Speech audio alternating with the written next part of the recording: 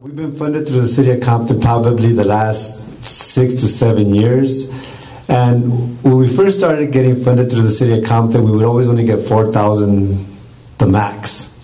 And we did that for like the last, for 4 years straight, until one day I decided, you know, I keep on going, I'm going to do my presentation to my proposal, and maybe I'll take another staff member with me and we present, and we're only always getting 4,000 and we're always requesting 10, 15, 20,000.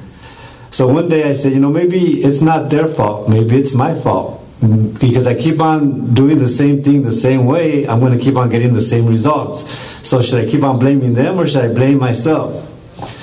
So one day I said, you know what, the year came, we had to go present our proposal.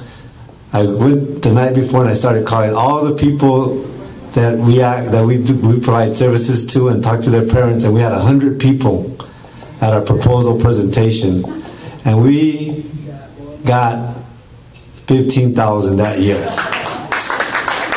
So I think, you know, sometimes, you know, we kind of like, is it their fault or is it us that we have to do something different if we're getting the same results over and over?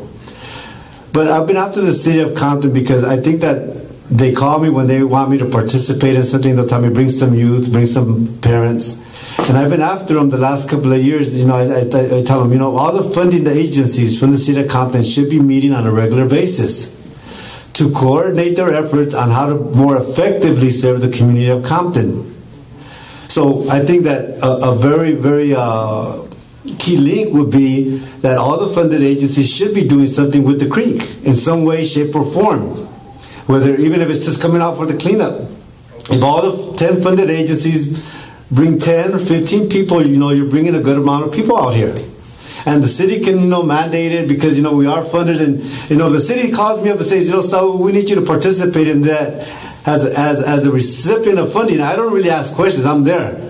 Because one thing I did learn throughout the years is, you know, your presence does make a difference, and when the funding does come, if they see you at enough events, they're going to fund you. And if you're not there when they call you, you can bet that you probably get less funding. So I think that that's a good link. Is that, you know, maybe through Arsenal, we can ask her of how we can start incorporating these funded agencies to be more involved with the Compton Creek.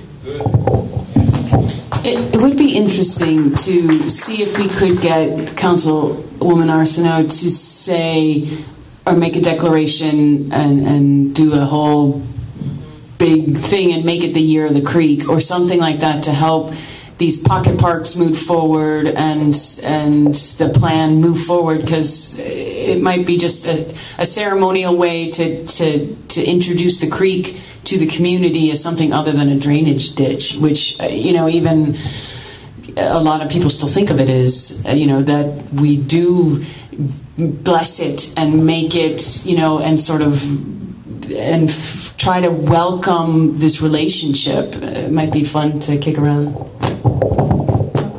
We've got a question, and then I'm going to raise my hand and go right after you. No, I have a response. If you're going to go with Arsenal or anyone, you can't only go with words, you have to go with a flyer. I suggest the flyer go to where someone said, to the schools, but the flyers have to be an interest to the children, to the students, to make it fun. And I think once you get, like people have been saying, to the students, to the children, to the youth, then you're going to get to the parents. And make it something where it's a big deal, like you said. Arsenal could do it, but someone has to come up with something concrete for the people to see. Okay, now I want to hear you and Meredith dialogue a little bit. Meredith or James, anyone from Hilda Bay, talk to us about your approach with the PTA and your outreach to the Washington Elementary School. First, I'd like a little background. I'd like to talk about the two kind of tiers. There's the MRCA outreach effort, and now you're coordinating with them. And then I want you to kind of sound off on how to get to parents through their kids or your experiences too. So rightfully so, there are principals that are very protective of their student bodies, and if they look at the creek as a negative thing, then you can't even get sort of in the door. Has been our experience. we have a great community partner, which is the Parent-Teacher Association at Washington Elementary.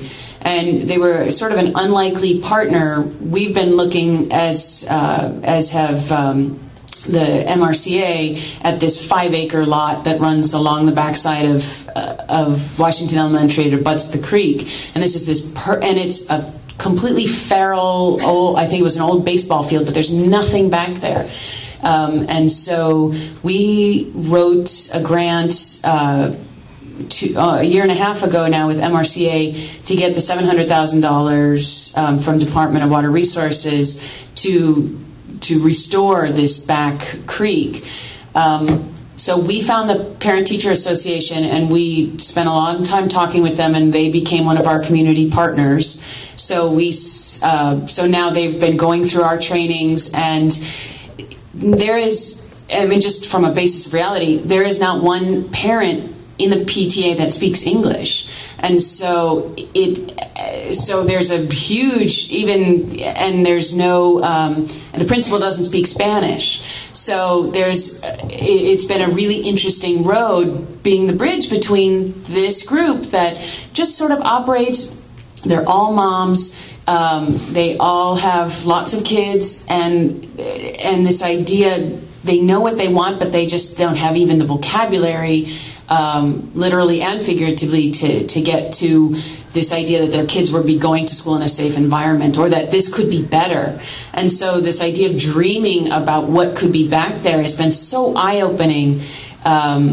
It's been a fantastic process. And so now with the cat's out of the bag, they're incredibly fired up, and they are in fact hosting our Coastal Cleanup Day site on the yard of Washington Elementary. They're going door to door. We had another great success story with our other partner, St. Michael's, where we were working with a group of parishioners, and they have since formed their own nonprofit. It's called Akusla. And they had an amazing success story with their CRA that was working on a project just north of their parish. Mm-hmm. And the CRA was like, well, we just don't know if we're going to do this project. The community response has been so, kind of lame. And Jose, the person that we worked directly with, said, well, how about you give us a shot to see if we can do this? They went door to door. The next CRA, community redevelopment meeting, they had 100 people come. And it completely turned the tide of the CRA project, because here was 100 people saying, let's do this. And there was, the original 8 that was like, no, if you build it, bad things will come. So it changed everything. So this idea of bolstering and supporting and building capacity of groups has been incredibly powerful. And I'm happy to be ignored. I don't want to be the voice of these groups. I just want these groups to know that they have a voice. And so, I don't know, James, if you want to add...